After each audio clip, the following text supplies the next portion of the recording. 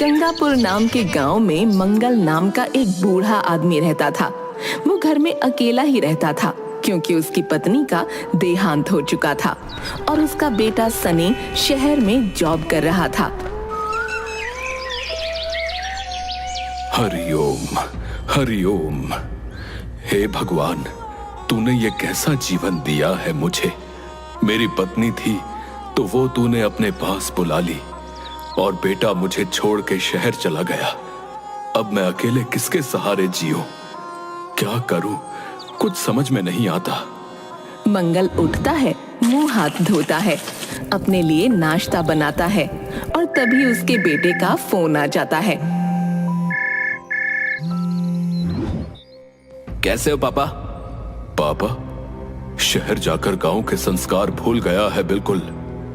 अरे मेरा मतलब नमस्ते पिताजी, कैसे हैं आप? मैंने पैसे भेजे थे, वो मिल गए आपको? हाँ, मिल गए। तो आप इतने गुस्से में क्यों लग रहे हो? गुस्सा ना करूं तो और क्या करूं? पता, तू मुझे यहाँ अकेला छोड़कर चला गया है। न घर में कोई बात करने को, न बाहर कोई काम करने को। पूरे दिन बोर होता रहता हूँ। अरे पिताजी, फिर वही बात। आपको मालूम है मेरा शहर में काम करना कितना जरूरी है, और गांव में तो सब मिलजुल कर रहते हैं पापा। तो लोगों से मिलिए, बात करिए, मन बहल जाएगा। हाँ, बस दूसरे लोगों से मिलूं, लेकिन तू मिलने नहीं आएगा मुझसे। चल, फोन रख। मंगल गुस्से में फोन रख देता है और बाहर टहलने निकल जाता है। खुद का बेटा होते हुए बाप दूसरों से बात करे, ये दिन देखने से पहले मैं मर क्यों नहीं गया? अरे ये क्या हो रहा है? रघुवीर किसको मार रहा है?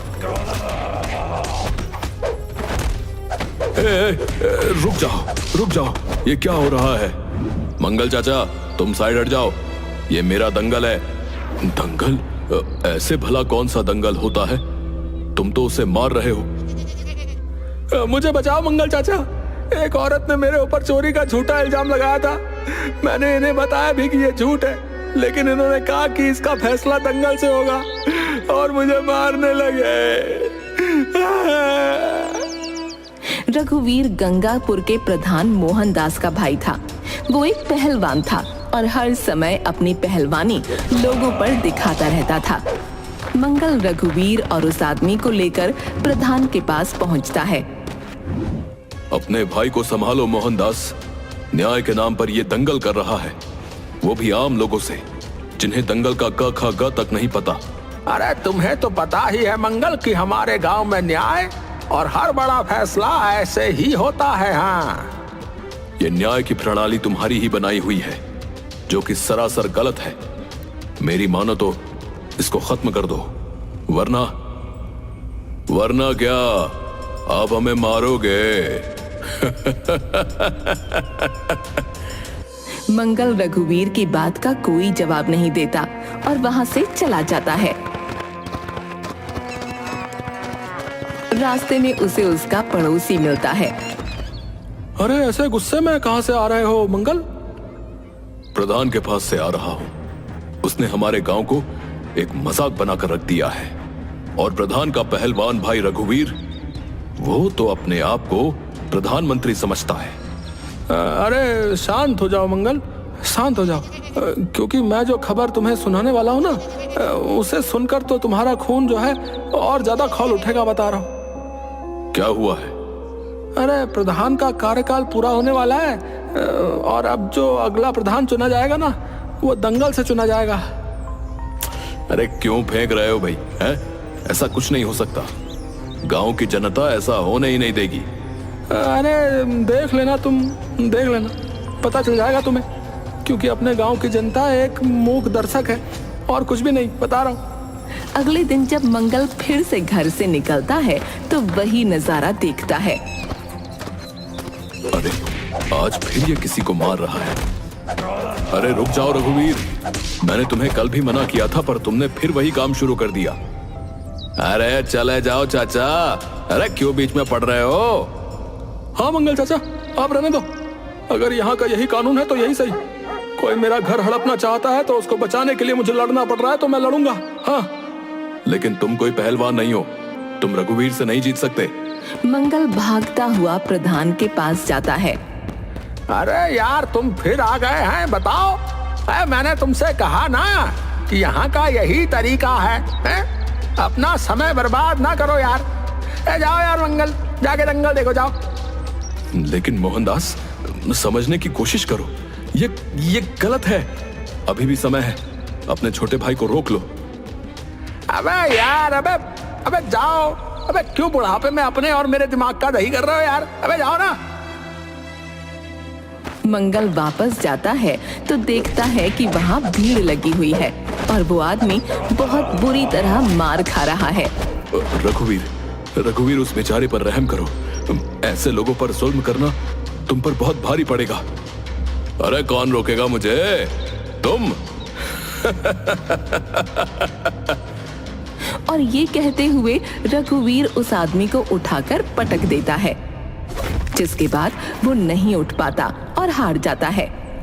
आसपास खड़े सभी लोग हंसने लगते हैं। तुम लोगों को ये चीज मजाक लग रही है?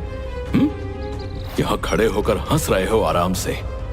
कल इस आदमी की जगह तुम भी हो सकते हो, याद रखना।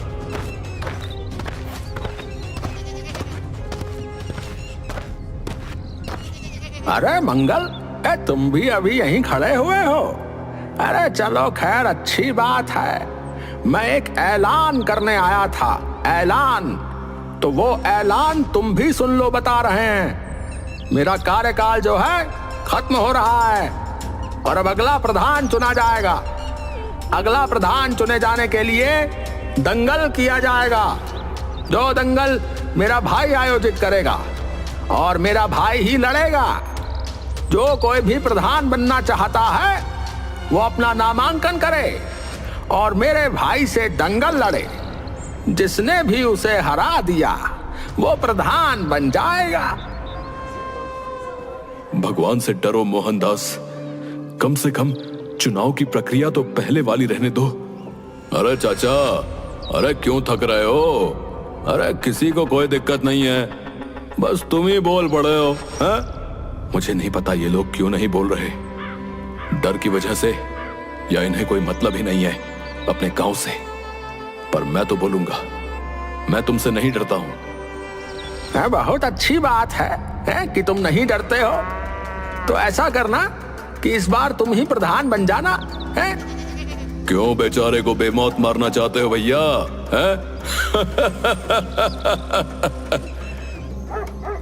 रघुवीर और मोहनदास हंसते हुए वहां से चले जाते हैं।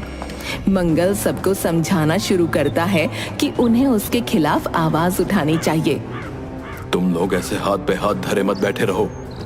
रघुवीर के खिलाफ ये दंगल लड़ो और प्रधान बनो। अरे चाचा, अरे तुम्हें मालूम भी है कि रघुवीर के खिलाफ कोई नहीं खड़ा हो सकता। वो हम सबको धोबी पछाड़ देगा। हाँ और क्या, हमें फालतू में मार खाने का कोई शौक नहीं है, बता रहे। फालतू में मार तो तुम लोगों को खानी ही पड़ेगी। अगर मोहनदास दोबारा प्रधान बन गया तो बस फर्क ये है कि अगर अभी मार खा लोगे तो शायद जीत जाओ और दोबारा मार न खानी पड़े। मंगल उन सबको बहुत समझाता है, पर वो लोग मंगल की बात नहीं मानते। आखिरकार मंगल ही रघुवीर के खिलाफ लड़ने को तैयार हो जाता है।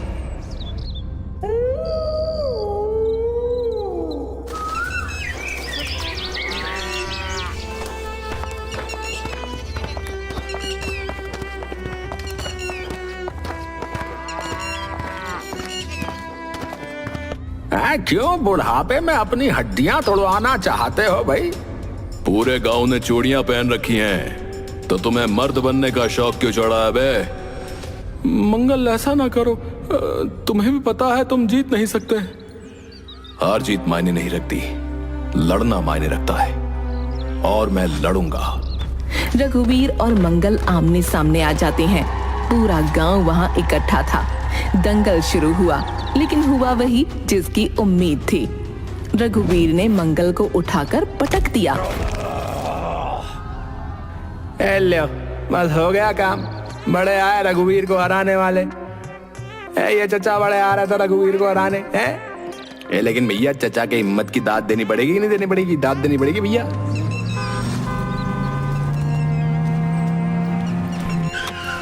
पिताजी, ये क्या हो रहा है? मेरा बेटा। अपने बेटे को सामने खड़ा देखकर मंगल का सारा दर्द छूमंतर हो गया। उठो पापा, ये यहाँ क्या चल रहा है? दंगल से नए प्रधान का चुनाव हो रहा था भैया, कोई और राजी नहीं हुआ, इसलिए यही लड़ने लगे। आपका दिमाग खराब है क्या पिताजी? मैं आपसे मिलने आया हूँ और आप मरने की तैयारी कर रहे हो। और रघुवीर, तुम्हें भी इतनी अक्ल नहीं है कि एक बूढ़े आदमी पर हाथ ना उठाओ। ये स्वयं मुझसे लड़ने आए थे, मैं क्या करता? गुस्सा मत कर मेरे बच्चे, बात को समझने की कोशिश कर। हमें इसको यहां से हटाना है, वरना ये हमारे गांव को बर्बाद कर देगा। तो आप लड़ोगे क्या, वो भी इस उम्र में? चलो बहुत हुआ, घर चलो। घर जाकर भी मंगल सनी को समझाने की कोशिश करता है और सनी उसकी बात सुनने को तैयार नहीं था, लेकिन मंगल की जिद के आगे उसे झुकना ही पड़ता है। अच्छा ठीक है, मैं आपकी बात समझ रहा हूँ, तो आप चाहते क्या हो? मैं चाहता हूं कि इन लोगों की ये गुंडागर्दी खत्म हो, ताकि गांव में सब सुकून से रह सके। और उसके लिए किसी को रघुवीर को दंगल में हराना पड़ेगा। मैं चाहता हूं कि तू ये दंगल लड़े और रघुवीर को हराए। मुझे तो दंगल के दाव पेच भी नहीं आते। मैं सिखाऊंगा ना तुझे। तू भूल गया क्या कि मैं अपनी जवानी में पहलवान था? हाँ, वो मुझे याद है, लेकिन मैं कैसे पापा? तू बस हाँ बोल। तुझे सिखाने की जिम्मेदारी मेरी है। गांव के लिए ना सही, पर कम से कम अपने बाप का बदला लेने के लिए ही हाँ बोल दे। सनी हाँ कर देता है और फिर मंगल जाकर रघुवीर को सबके सामने एक और दंगल की चुनौती देता है। ओ, तुम फिर आ गए क्या चच्चा? मेरे हाथों मर गई मानोगे क्या? इस बार मैं तुमसे लड़ूंगा। गांव का कोई इंसान मुझसे लड़ नहीं पा रहा और तुम इस शहरी बाबू को ले आए हो। चलो ठीक है, मुझे क्या, मैं तो हमेशा लड़ने को तैयार हूं। मंगल, सोच लो मंगल, तुम रघुवीर को जानते हो ना? मैंने सब सोच समझ लिया है।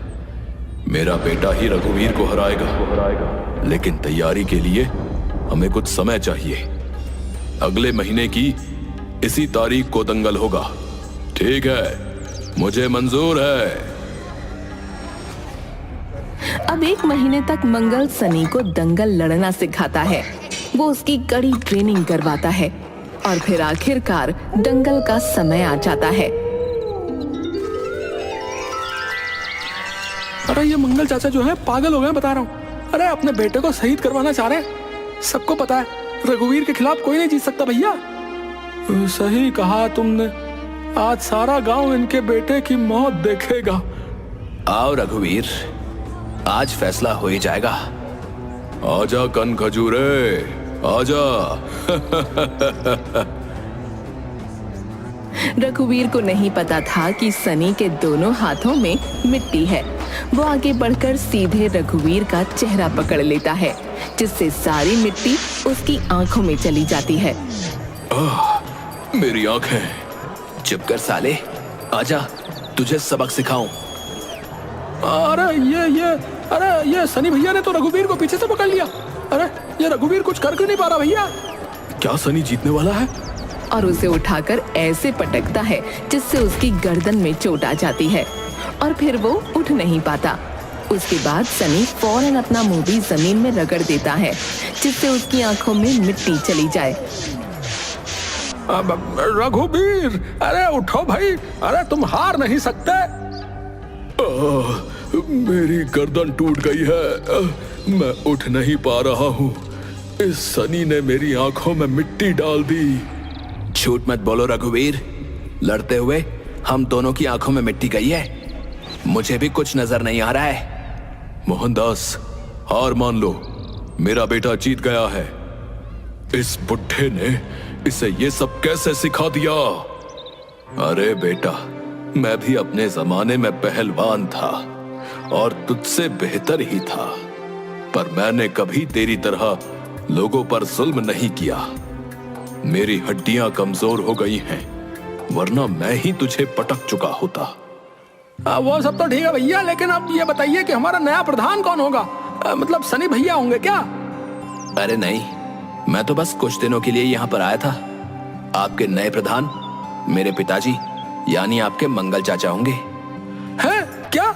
बोलो मंगल चाचा की जय, मंगल चाचा की जय, मंगल चाचा की जय, मंगल चाचा और की। इस तरह से गंगापुर के मंगल चाचा ने मोहनदास और उसके भाई का दंगल राज यानी जंगल राज खत्म किया और